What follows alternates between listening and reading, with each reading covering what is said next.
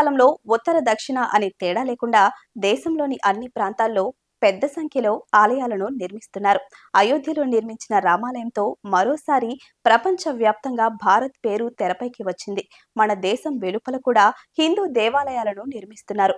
న్యూజెర్సీలో అక్షరధామ్ పేరుతో ఓ ఆలయాన్ని నిర్మించగా, ఇటీవలే యుఏఈలో బిఏపిఎస్ హిందూ ఆలయ నిర్మాణం జరిగింది. వివిధ శాస్త్రీయ పద్ధతుల్లో ఆలయాలను నిర్మిస్తూ ఉంటారు.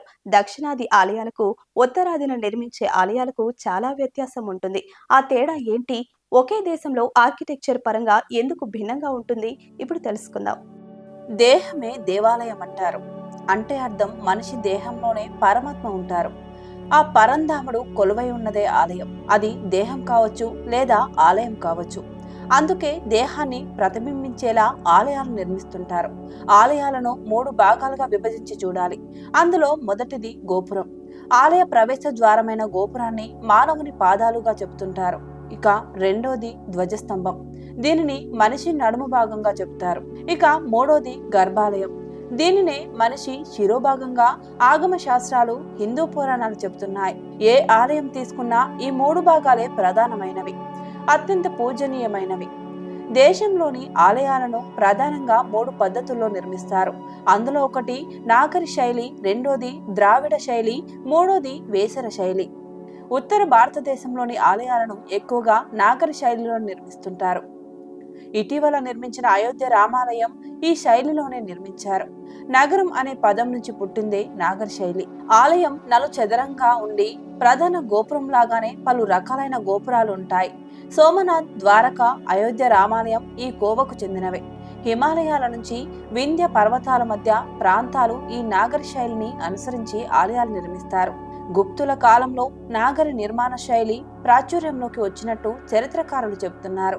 వింధ్య పర్వతాల నుంచి కృష్ణానది వరకు ఉన్న ప్రాంతాల్లో వేసరం శైలిని అనుసరించి ఆలయాలను నిర్మిస్తారు. కృష్ణానది నుంచి కన్యాకుమారి వరకు ద్రావిడ శైలిలో ఆలయాలను నిర్మిస్తారు. ఈ 3 ప్రాంతాల్లో 3 పద్ధతులను అనుసరించి ఆలయాలను నిర్మించాలని కాశ్యప శిల్పశాస్త్రం చెబుతున్నది.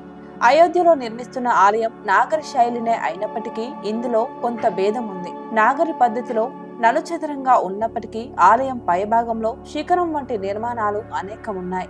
అందుకే ఈ నిర్మాణాన్ని శేఖర నాగరి శైలి అని పిలుస్తారు. నాగరి శైలిలో నిర్మించే ఆలయాల్లో శిఖరం పెద్దదిగా ఉంటుంది. అందులోనే గర్భాలయం ఉంటుంది. అయితే దక్షిణాదిన నిర్మించే ఆలయాల్లో శిఖరం చిన్నదిగా ఉంటుంది.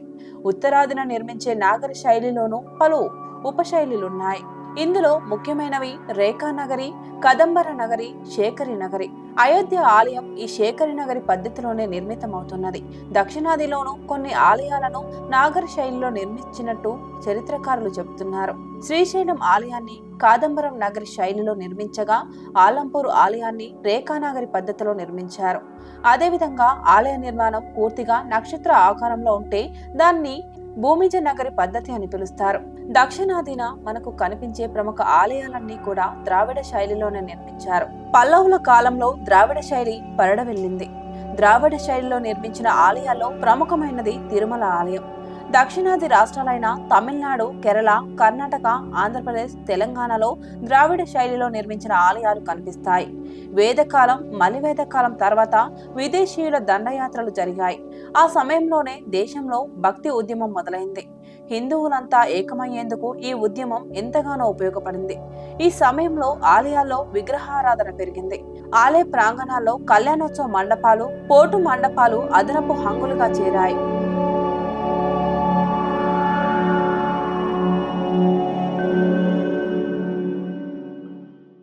భక్తి ఉద్యమం మనకు దక్షిణాది కంటే ఉత్తరాదినే ఎక్కువగా జరిగింది. విదేశీయుల దండయాత్రలు ఉత్తరాదినే ఎక్కువ. వారి దాడుల్లో నష్టపోయింది కూడా ఉత్తరాదినే. అక్కడే ఆలయాల నిర్మాణం, వారి పోషణ, సంరక్షణ పెరిగింది. ఉత్తరాదిన ఆలయాల నిర్మాణం జరిగితే దక్షిణాదిన పెద్ద ఆలయాల నిర్మాణాలు ఎక్కువగా జరిగాయి. పోషణ కోసం ఎక్కువ మొత్తాన్ని అప్పటి రాజులు, ప్రజలు పెద్ద మొత్తంలో విరాళాలు సమర్పించారు. ముందు చూపుతో అప్పటి వారు తీసుకున్న నిర్ణయాల కారణంగానే నేటికి దక్షిణాది ఆలయాల పోషణ సజావుగా సాగుతోంది. నాగరి శైలితో పోలిస్తే ద్రావిడ శైలిలో నిర్మించే ఆలయాలన్నీ విశాలంగా పెద్దవిగా ఉంటాయి. ఈ ద్రావిడ శైలిలో నిర్మించే ఆలయాల్లో గోపురం, బలిపీఠం, ధ్వజస్తంభం, వాహన మండపం, మహామండపం, ముఖమండపం, అంతరాలయం, గర్భాలయం ఉన్నాయి. వీటి చుట్టూ ప్రాకార మండపాలు, నాట్య మండపాలు వంటివి కనువిందు చేస్తాయి.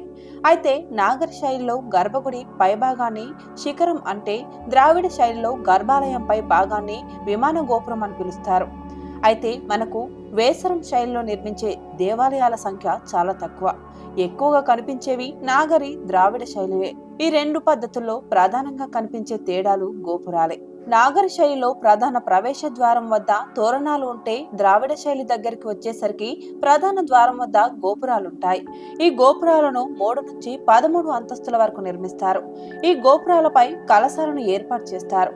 ఈ కలశాల కథ గురించి మరో వీడియోలో తెలుసుకుందాం. దక్షిణాదిన నిర్మించే ఆలయాలు సాధారణంగా కొండలు, నది ప్రాంతాల్లో నిర్మిస్తారు. కానీ నాగరి శైలిలో నిర్మించే ఆలయాలను నది ఒడ్డున కంటే మైదాన ప్రాంతాల్లోనే ఎక్కువగా నిర్మిస్తారు. నాగరి పద్ధతిలో కొన్ని ఆలయాలను చాళుక్యులు కూడా నిర్మించారు. అందులో ప్రధానమైనవి ద్రాక్షారామం, తంజావూరులోని బృహదీశ్వర ఆలయం ఇందుకు ఉదాహరణలు. అయితే ఆలయాల్లో పెద్ద ప్రహరీ గోడల నిర్మాణం చోళులు, పాండ్యులు, విజయనగర రాజుల కాలంలోనే మొదలైంది. అంతకు ముందు నిర్మించిన ఆలయాలకు ప్రహరీ గోడల నిర్మాణం లేదు. వీరి కాలంలోనే ఎత్తైన గోపురాల నిర్మాణం కూడా చోటు చేసుకుంది. ఉత్తరాదికి చెందిన నాగరి, దక్షిణాదికి చెందిన ద్రావిడ శైలిల సంగమమే వేసరి శైలి. ఈ శైలిలో నిర్మించిన ఆలయం వరంగల్ జిల్లాలోని రామప్ప దేవాలయం. ఈ వేసరి శైలి బాదామి చాళుక్యుల కాలంలో పురుడు పోసుకుంది. బేలూరు, హలేబీడులోని హోయసలల ఆలయాలు వేసరి శైలిలో నిర్మితమైనవే. వేసరి శైలి ఆలయాలు నక్షత్రాకారంలో ఉంటాయి. ఈ ఆలయాలపై ఎక్కువగా మహాభారత, రామాయణ ఇతిహాసాలకు సంబంధించిన ఇతివృత్తాలు చెక్కబడి ఉంటాయి. గోపురాలు, శిఖరాల కంటే వేసరి శైలి ఆలయాల్లో మందిరాలు ఎక్కువగా ఉంటాయి.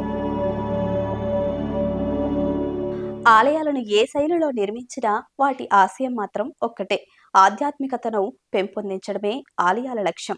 మనిషిని సన్మార్గంలో నడిపించడమే ప్రధాన కర్తవ్యం. ప్రతిరోజు ఆలయానికి వెళ్లి కాసేపు కూర్చున్న వాని మనస్సు స్థిరత్వాన్ని చేరుతుందని పెద్దలు చెబుతుంటారు. చెడు ఆలోచనల నుంచి దూరంగా ఉండేందుకే ఆలయాలను పూర్వీకులు నిర్మించారని పండితులు చెబుతూ ఉంటారు. Please subscribe to the channel and download the Politicos app from the links in the description.